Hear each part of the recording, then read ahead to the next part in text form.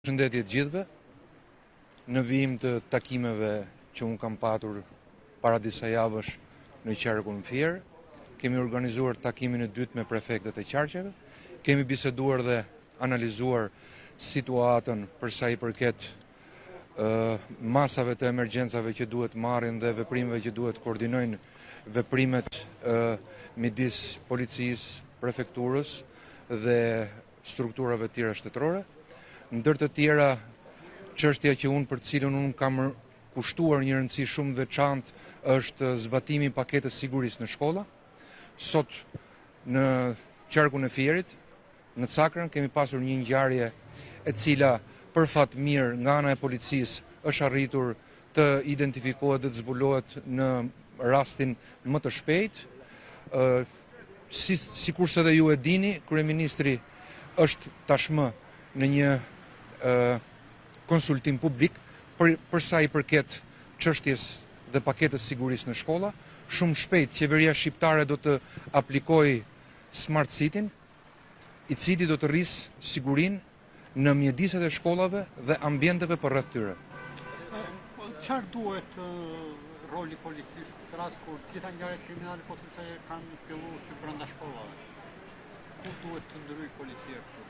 Roli i policisë dhe roli i stafit pedagogjik për të pasur një ambient sa më të sigurt është shumë i rëndësishëm.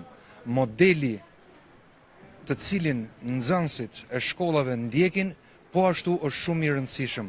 Trekëndshi, familje, shkollë dhe edukimi të cilët ne i japim fëmijëve tanë është një çështje që na preokupon ditë për ditë.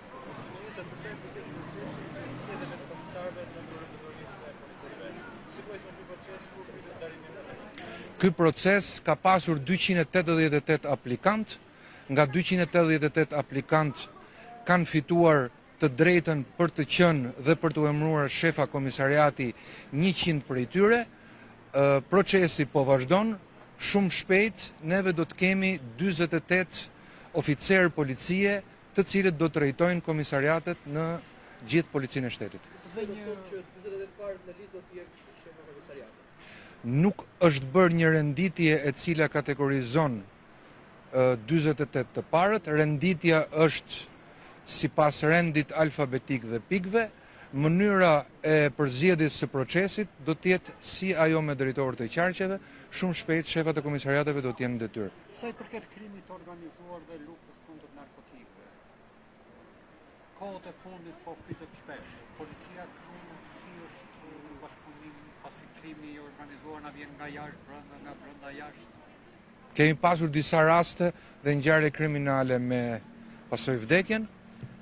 Policia në bashkëpunim me prokurorinë e rrethave gjyqësore dhe me SPAK është duke hetuar të gjitha këto raste dhe ngjarje kriminale që kanë qenë shumë shqetësuese për opinionin publik. Besoj se neve do të kemi rezultate. Dje janë zhvilluar në Shkodër kontrolle, ndalime dhe shoqërime të personave të cilët janë të implikuar në ngjarje të rënda kriminale. Faleminderit.